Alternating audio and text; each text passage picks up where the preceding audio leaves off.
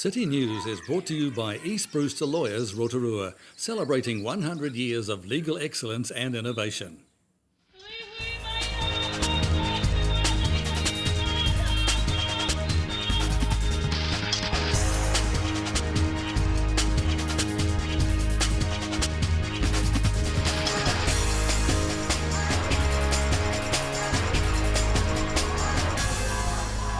Kia ora Rotorua, ahead in tonight's bulletin.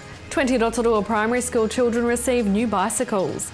Rotorua Airport will exhibit local school children's artwork, and the Daily Post launched their Salvation Army Christmas appeal. 20 children were the lucky recipients of a brand new bicycle yesterday as part of Variety Children's Charity's Kids for Bikes program. Each year, Variety ambassadors travel the country as part of the Bikes for Kids tour, handing out bicycles to deserving children. This year, Olympic BMX silver medalist Sarah Walker and comedian Mark Wright represented the charity. Mr. Wright says he loves seeing the smiles on the faces of the children receiving the bikes, and he says Bikes for Kids is just one of the programs Variety is involved with. Variety is very focused on mobility. They have a mobility program, so there is the Bikes for Kids. But there's also specialised trikes and wheelchairs.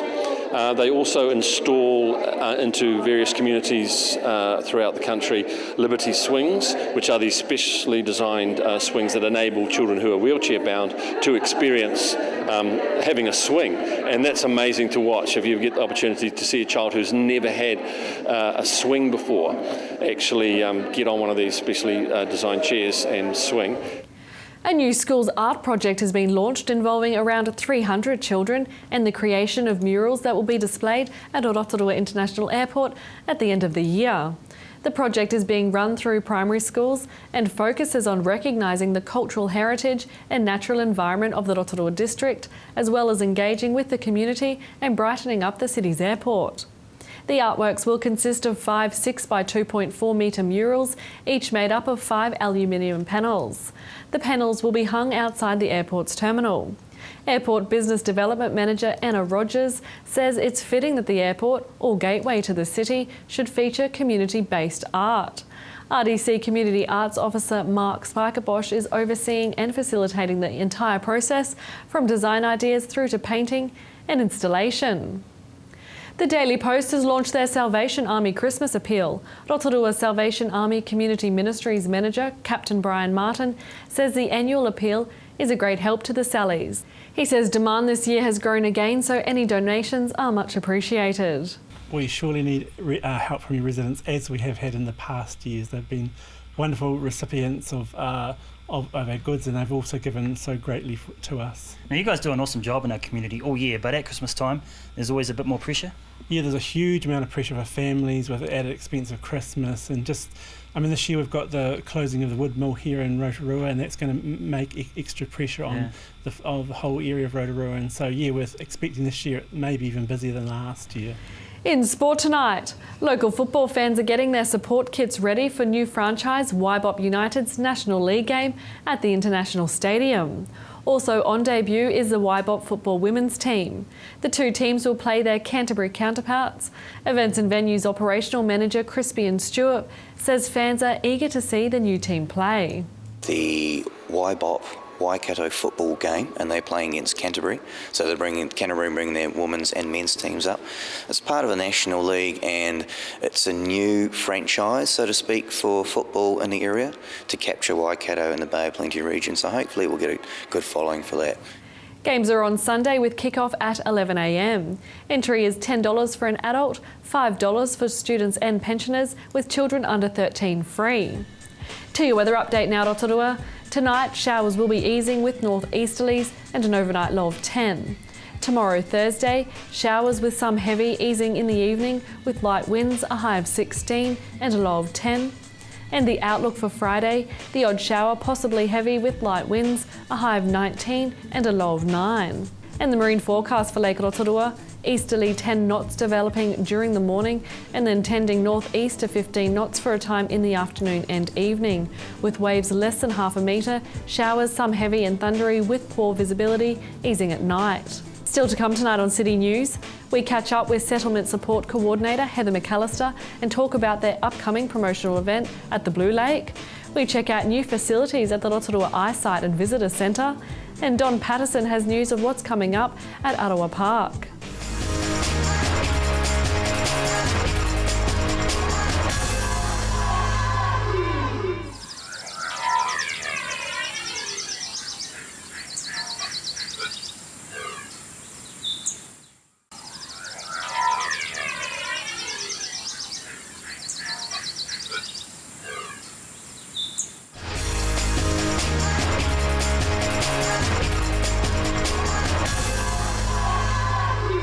Well, if you've got any friends that have recently immigrated here to New Zealand or to Rotorua, even some friends that have been here for a while, what a good story for you today, because there's a big party happening down at Lake Tikitapu. Now, this is all about welcoming immigrants to our city, and with me today is Heather McAllister from Settlement and Support. Thanks for joining us today, Heather. Now, when I first talked to you about this, I was quite excited because it's a party out at the lake for immigrants that have come here, because in New Zealand society we know all about water safety, but immigrants who come here may not know. So is that the main concept about this day at the lake?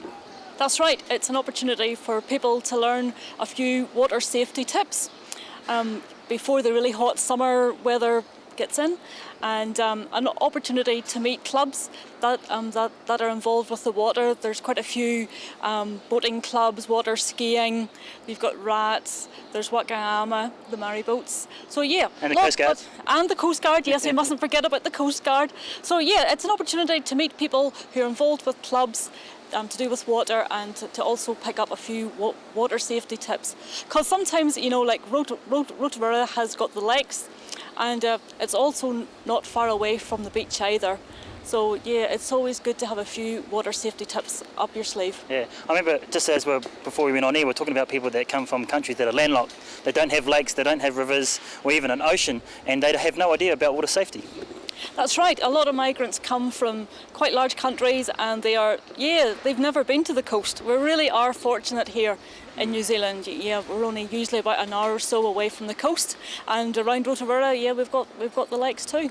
So when's this day out at the lake happening at Tikitapu? It's Saturday the 16th of November, and it all starts at 11 o'clock, and hopefully 11 o'clock to the afternoon.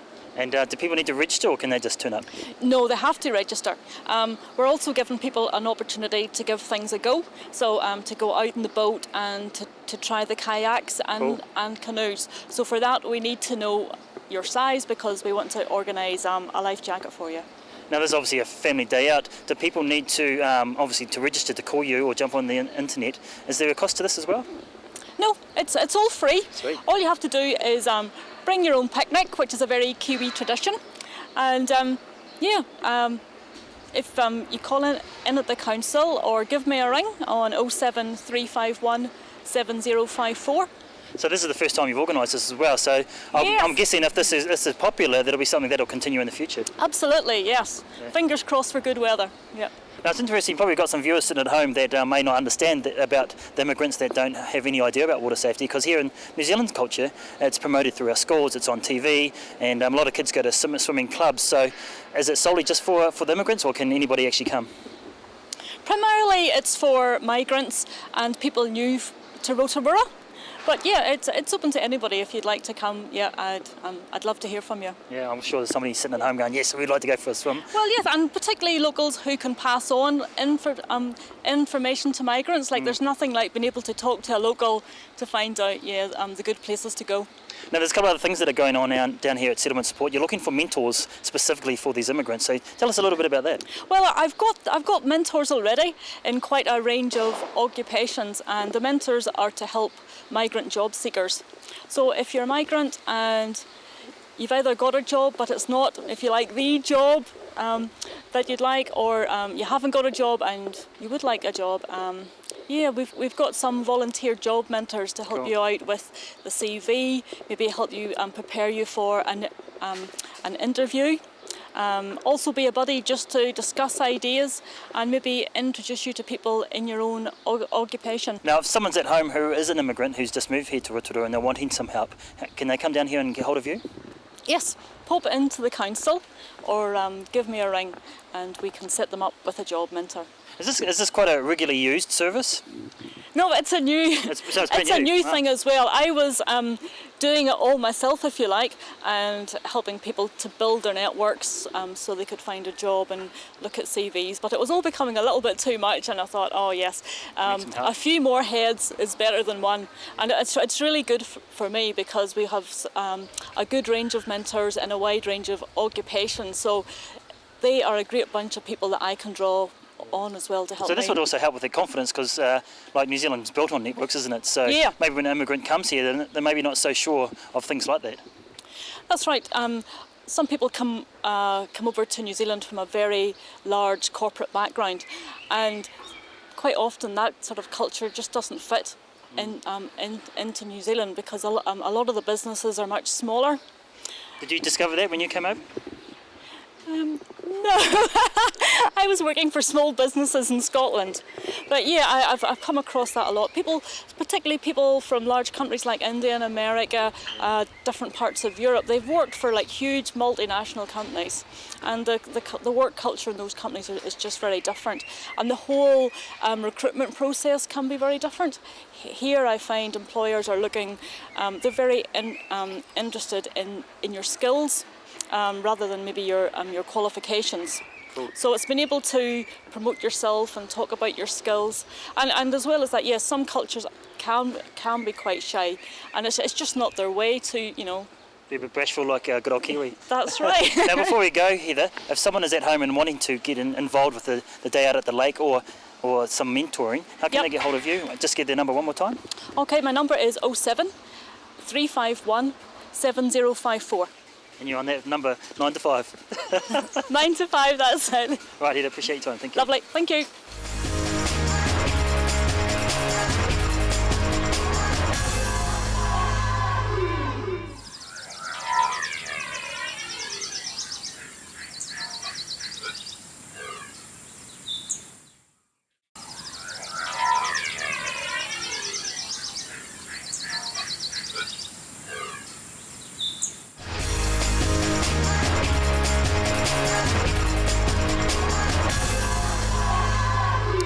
Well, if you've ever come to Rotorua or leaving Rotorua on a bus, and it's one of those buses that are after hours, and sometimes there's not a toilet to go on, but down here at the eyesight building there's a brand new toilet, and the manager here at the eyesight is going to tell us all about it.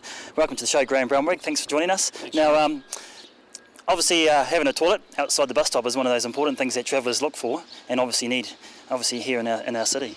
That's true. We as a visitor centre, you know, we cater for most of the buses. We're open 12 hours a day, 7 days a week. However, as with most places, there's buses that arrive outside the hours, so we needed a toilet close to the bus stop so that people, after their trip, can get off and relieve themselves or do what they need to do. So hence the building behind us. Now, our folks might be sitting at home thinking, why are we doing a story about toilets? But the thing is, there's a great story behind this because there's a Historic Places Trust involved, there's obviously a lot of money involved, but also it's something that was requested by tourists that came here to the bus stop. That's correct, yeah. You know, we had people coming in, and of course there was no toilet, so it was just a question that was raised and picked up on, and we've gone through with that. And as you can see with the toilet, it's been built to the specs that fit in with their existing building, which is in the Historic Trust's register. So quite a big call to get it the same, and I'm pretty impressed with how it's done. And to be honest, it's part of what Rotorua is doing with their toilets. We've got the redwoods where we've put new toilets in, which look great, don't they? They're fantastic. This one here, and it fits in exactly with the building, so you know, you sort of sometimes don't know it's here, even though we do want people to know it's here, but it fits in really well with it, and that's part of what we're going to do throughout the city.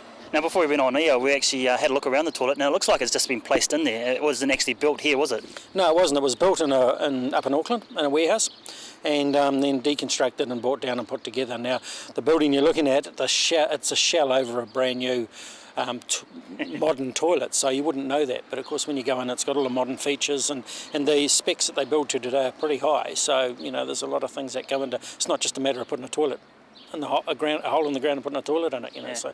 So especially for the public, it's been purpose built. So obviously there's a lot of different specs that need to be involved in this, and like you said, transporting it down from Auckland. So how much did this cost the council? The total cost was about $85,000, but it's well worth it. You know, there's a lot of people come through here, a lot of tourists. We do have toilets open inside the visitor centre, as I said, but you know, we get 700,000 to 800,000 people through this building every year. So even at times, those toilets are congested. So this being out on the street and accessible for not only the tourists but the public as well is well worth the money spent. Now this is just around the corner from the actual eyesight building. Do you think there could be a potential safety issue considering we're not on the actual main street of Fenton Street? No, not at all. It's well lit around here. As I said, the buses come in. We have one at 11 at night, another one at 3 in the morning, and it's been well received by Intercity and Naked Bus alike. So, and it's pretty open around here. Yeah. So. And if you don't know this, the police station's right next door. That's right, yeah, across the road, not a safer place to be. So obviously we're coming up to Christmas, Graham, and there's some exciting things happening here at Eyesight, you know, about promoting the city and all the different things that we can do over the summer. But the good thing that I've noticed about your building here at Eyesight is not just solely tailored for the tourists, but also for the locals as well. That's correct. You know, we have a cafe in here, we have a shop in here, which is souvenirs, but and you think aimed towards the tourists, but the locals can come in here and get some Rotorua flavoured souvenirs or New Zealand flavoured souvenirs to send away to their relatives. The cafe, as I said, is pretty popular. And of course, we would encourage the locals to bring their visitors down to the Eyesight, because we are the professionals in town, and we know everything about Rotorua, so we know more than the locals know. So let's give them a good holiday when they come. Now there's a lot of tourist attractions around town where locals can go for free, so do you have all that information there as well? Yes, we do, and they all have varying degrees. Some are free, some are reduced price, but yeah, we have those here and people wouldn't know that. So, and the other thing, talking free, we do have a lot of free stuff in Rotorua that's worth a visit. Redwoods, Kurea Park, the lakefront, all those sort of things that we can direct people to, so to make their holiday more enjoyable. So. Cool. Now just bring it back to the toilet, Graham. Have you had any customers or any tourists come through and say, hey look, we need to go to the loo, and here it is? Had anybody come through yet? We've had some good comments about the toilet, and then they're all pretty happy that it's been put out here, so everyone that comes in, they're not looking for one in a hurry, so I think they've found it on their way in now, so yeah, it's working. Well, we're almost out of time, but I need to go, so I might just leave you there, eh? Good on you. Cheers, I'll leave you Graham. to it.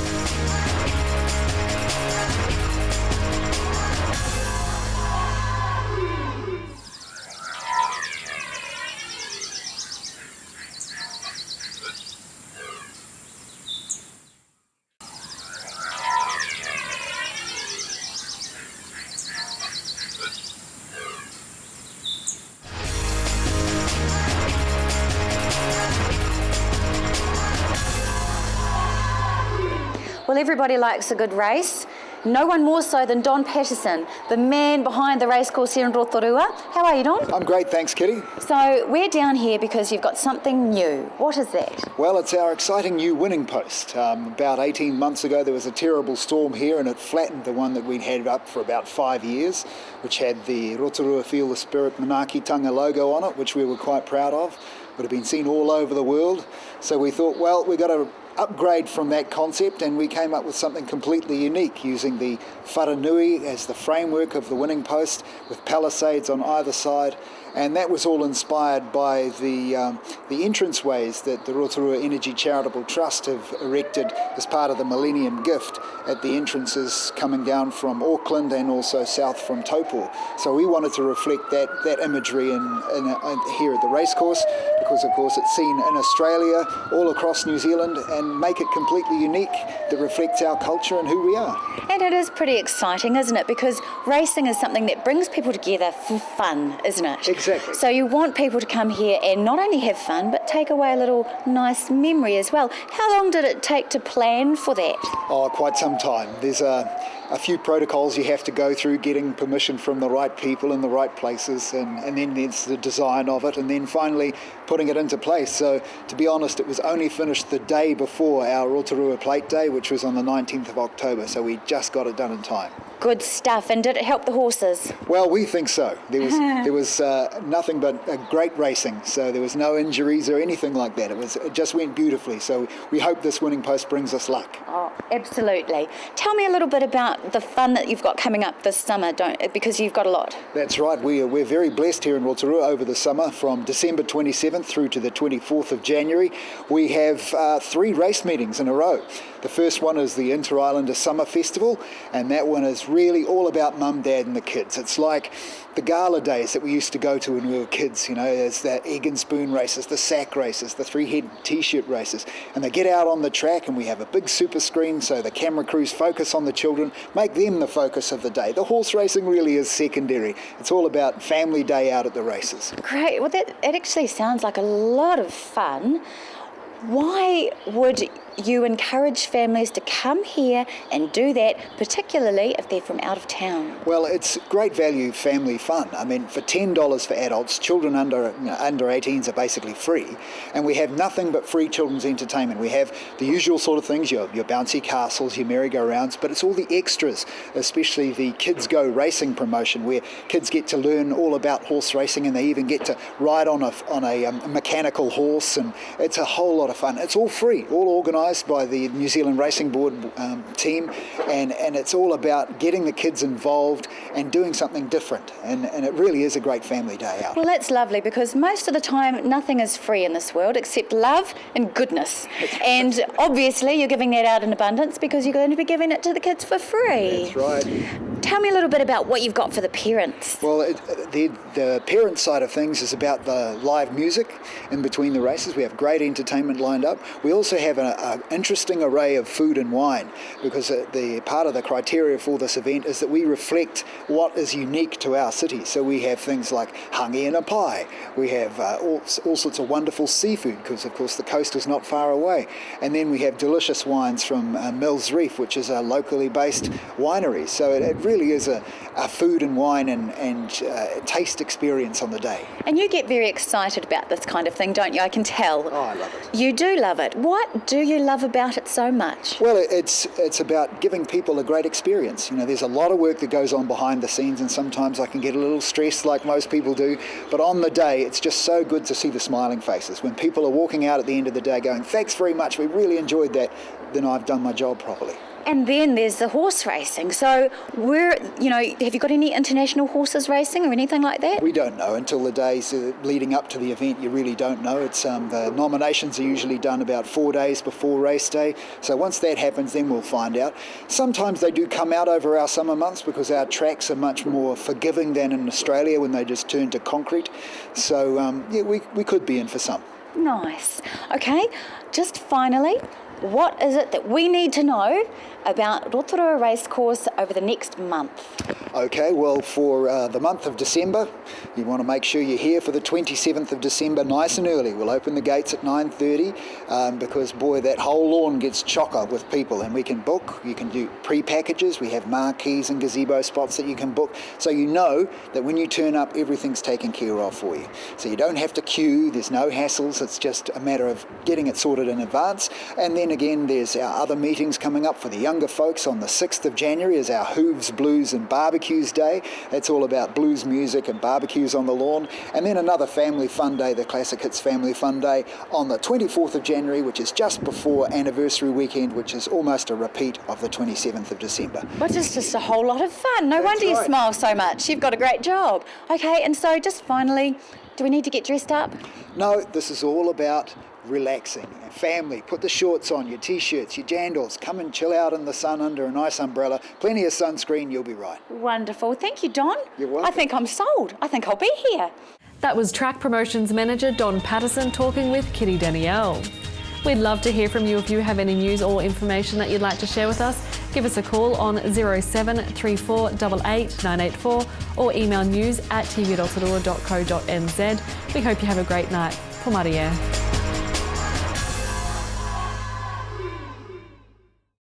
Supporting local content so you can see more of New Zealand on air.